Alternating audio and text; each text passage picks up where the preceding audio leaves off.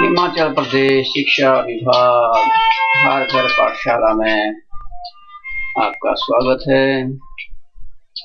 अर्थशास्त्र 10+2 कक्षा के लिए एक प्रेरक विचार के साथ मंजिलें उनको मिलती है जिनके सपनों में जान होती है।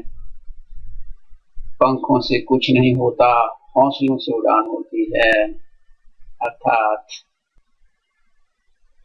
सपनों के बारे में ये बात कही है। स्ट्रॉन्ग डिटर्मिनेशन हमारा होना चाहिए अपने लक्ष्य के प्रति।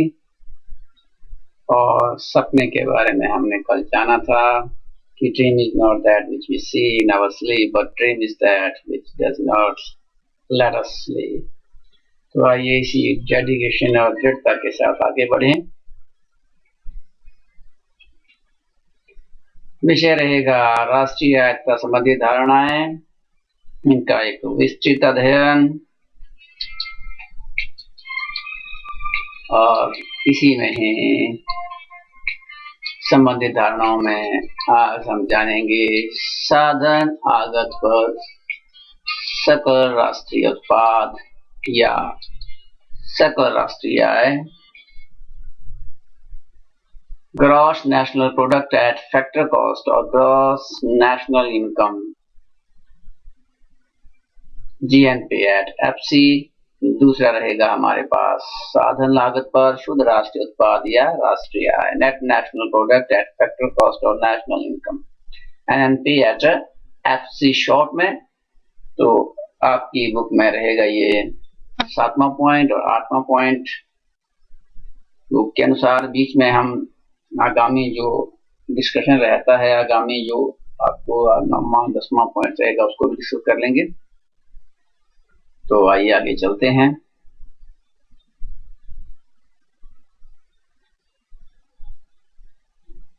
साधन लागत या आगत पर सकल राष्ट्रीय उत्पाद या सकल राष्ट्रीय आय।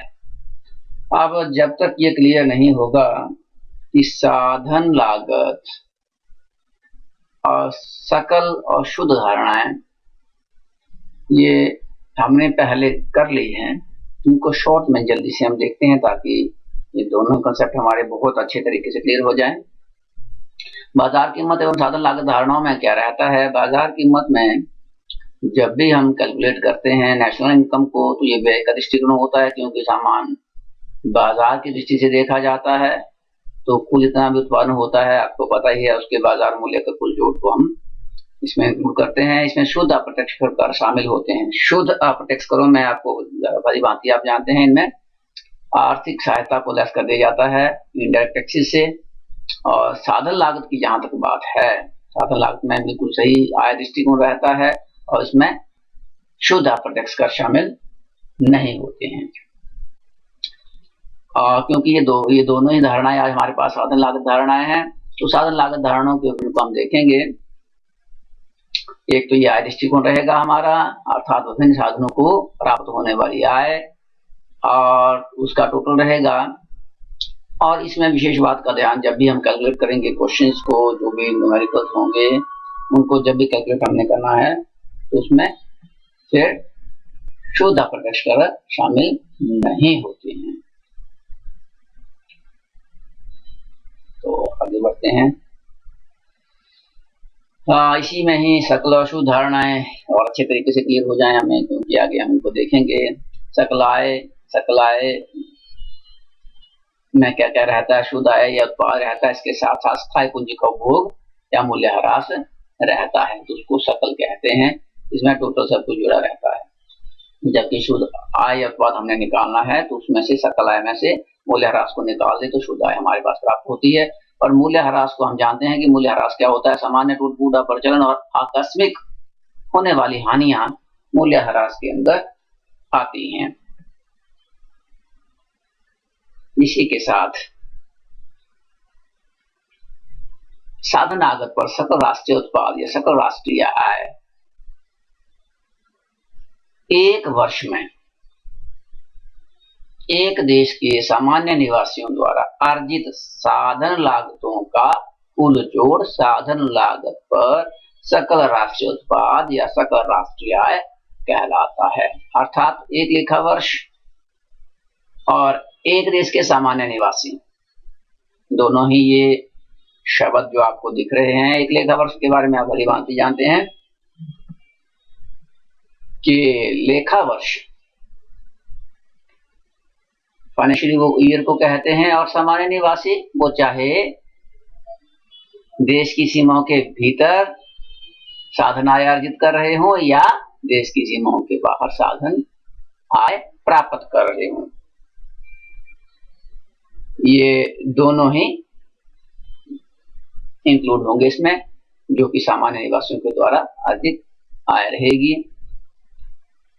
क्योंकि यह एक सकल राष्ट्रीय धारणा है, तो सकल राष्ट्रीय उत्पाद है, इसलिए हमने वो पिछली स्लाइड की थी कि आपको एकदम ध्यान आ जाए कि सकल का अर्थात सकल का अर्थ हुआ इसमें स्थायी पूंजी का उपभोग या मूल्यह्रास जिसको हम कहते हैं वो भी शामिल रहता है।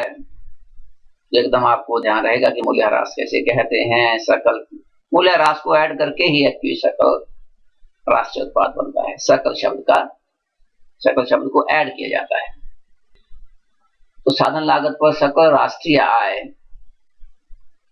Gross national product at factor cost और gross national income GNP at FC factor cost को जानने के लिए एक देश के सामान्य निवासियों द्वारा देश की घरेलू सीमा में अर्जित साधन लागतें, देश की सीमा के भीतर, इसके साथ साथ क्योंकि राष्ट्रीय स्तर पे है ये, तो इसके साथ ऐड होंगे विदेशों से प्राप्त शुद्ध साधन आय और साथ में जुड़ेगा इसी में मूल्यह्रास। अब आप डिटेल में देखें कि साधनों के द्वारा जितनी भी लागतें अर्जित होती हैं, जितनी भी लागतें आती हैं, उनका टोटल है, इसलिए साधन लागत बन गया। और सकल शब्द उसमें ऊपर लगा है, सकल राष्ट्रीय उत्पाद, तो उसमें मूल्यह्रास आ गया। और राष्ट्रीय शब्द लगा है तो विदेशों से प्राप्त शुद्ध साधन का आय इसमें ऐड हुई है। इस प्रकार से ये तीनों ही एलिमेंट हमारे पास रहेंगे साधन लागत पर सकल राष्ट्रीय उत्पाद में।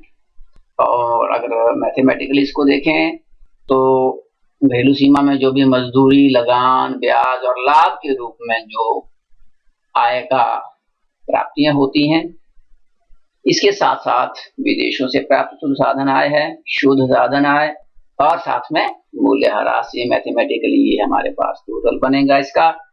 और इन तीनों का जब जोड़ होगा तो वो हमारे पास रहेगा साधन लागत पर सकल राष्ट्रीय उत्पाद या सकल राष्ट्रीय आय, national product at a factor cost.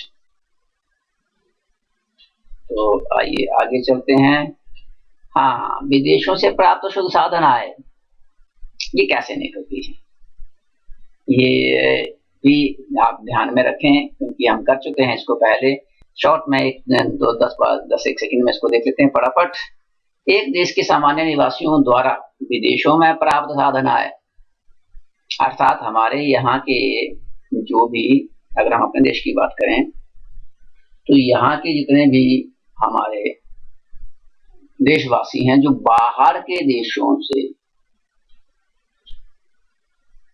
देशों में अपनी सेवाएं देते हैं और वहां से धन प्राप्त करके अपने देश में लाते हैं, तो ये जो रहता है ये हुआ सामान्य निवासियों द्वारा विदेश में प्राप्त साधन आय।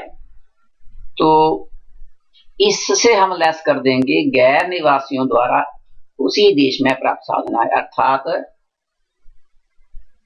जो यहाँ हमारे देश में बाहर विदेशों से लोग जैसे हमारे देश से बाहर गए ना काम करने के लिए, ठीक वैसे ही हमारे देश में भी बाहर के देशों के लोग आए होते हैं अपनी साधन सेवाओं को देने के लिए, तो उसको हम लेस कर देंगे जो यहाँ विदेशों से कमाने आए हैं, उस अमाउंट को लेस कर देंगे किस अमाउंट से, जो यहाँ के सामान्य निवासी विदेशों से कमा कर लाते हैं, उससे लेस कर देंगे। तो उससे लेस करने के बाद जो भी हमें प्राप्त होता है वो होता है विदेशों से प्राप्त शुद्ध साधन आय।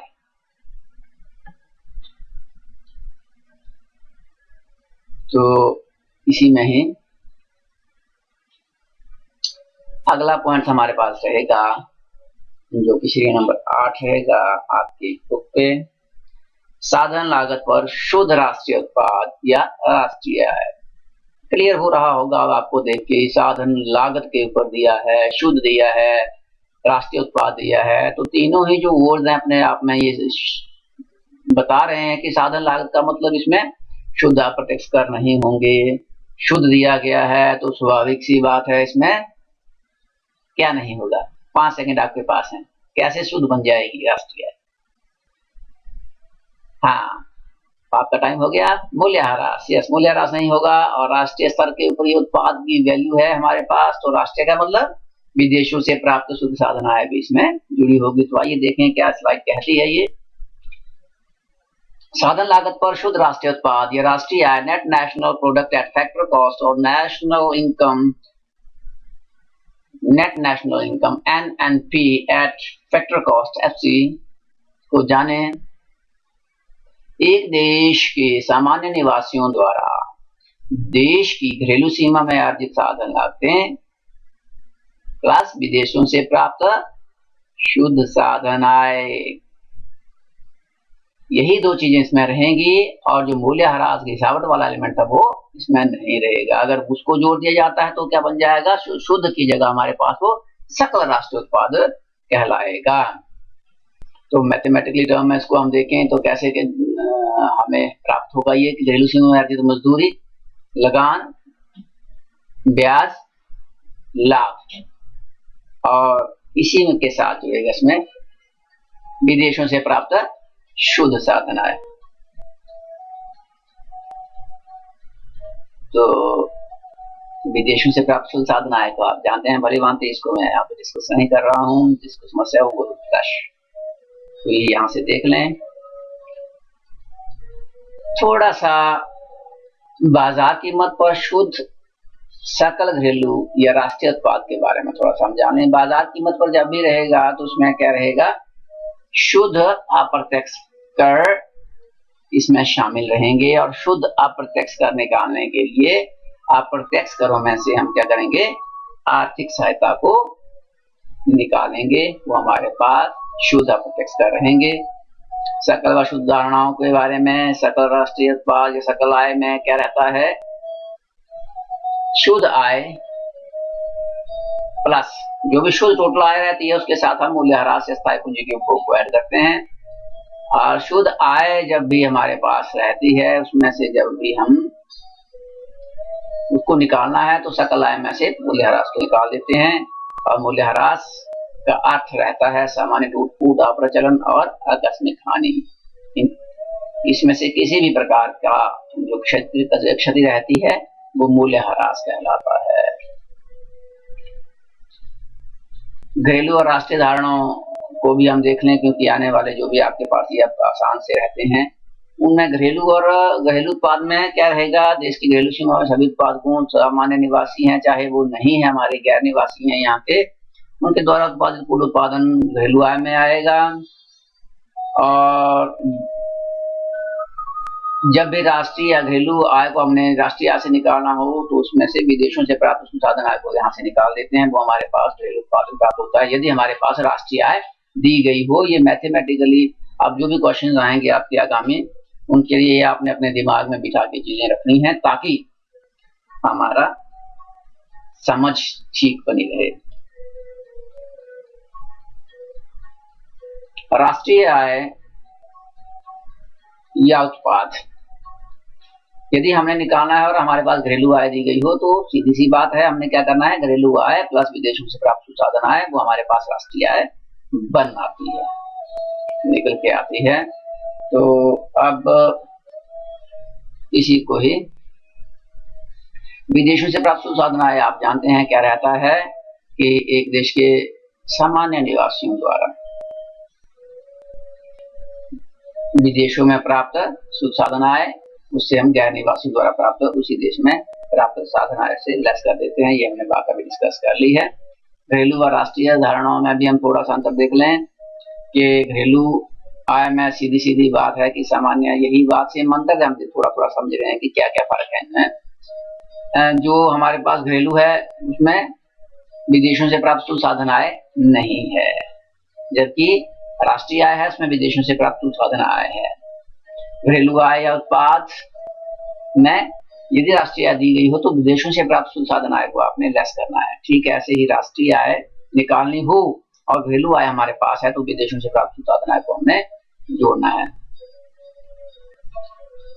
तो आगे चलते हैं। साधन लागत पर शुद्ध राष्ट्रीय उत्पाद तथा बाजार कीमत पर शुद्ध राष्ट्रीय उत्पाद में संबंध।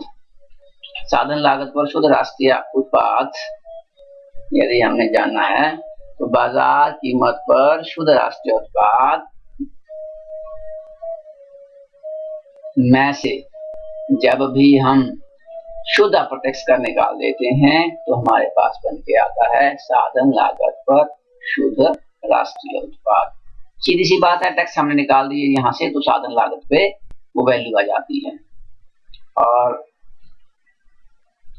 बाजार कीमत पर शुद्ध राष्ट्रीय उत्पाद को अगर हमने ज्ञात करना है और हमारे पास क्या दिया गया होगा, साधन लागत पर शुद्ध राष्ट्रीय उत्पाद, तो इसमें हमने क्या करना है, जो साधन लागत को बाजार कीमत पर बदलने के लिए हमने क्या करना होता है, इसमें सिर्फ शुद्ध अप्रत्यक्ष कर ऐड करने होते हैं, जोड़ने होते हैं और हमारे पास बाजार कीमत पर शुद्ध राष्ट्रीय उत्पाद बन के आता है। साधन लागत पर शुद्ध राष्ट्रीय उत्पाद का साधन लागत पर सकल राष्ट्रीय उत्पाद में अंतर, यही अंतर है सिर्फ इसमें मूल्यह्रास जुड़ा होता है जो सकल राष्ट्रीय उत्पाद है, और साधन लागत पर शुद्ध जो राष्ट्रीय उत्पाद है उसमें मूल्यह्रास शामिल नहीं होता है। मूल्यह्रास जुड़ गया तो वो सकल हो गया और मूल्यह्रास निकाल दिया तो वो शुद्ध हो गया। ये स्लाइड में आप देख पाएंगे इन दोनों के बीच में क्या अंतर रहेगा। और आगे चलते हैं, एक एग्जाम्पल के माध्यम से जानने का प्रयास करते हैं। माना साधन लागत पर सकल राष्ट्रीय उत्पाद हमारे पास 1000 रुपए है, मूल्यह्रास 100 रुपए है, तो साधन लागत पर शुद्ध राष्ट्रीय उत्पाद क्या रहेगा, साधन लागत पर सकल राष्ट्रीय उत्पाद माइनस मूल्यह्रास। तो साधन लागत पर शुद्ध राष्ट्रीय उत्पाद रहेगा हमारे पास 1000 माइनस 100 रुपए और वो शुद्ध राष्ट्रीय उत्पाद साधन लागत पर कहलाएगा।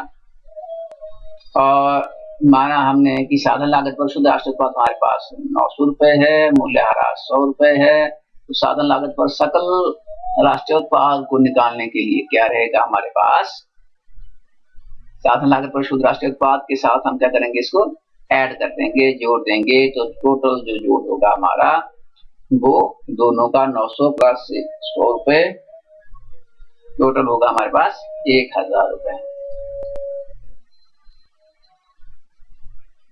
इसी के साथ जय हिंद, जय भारत, जय हिमाचल।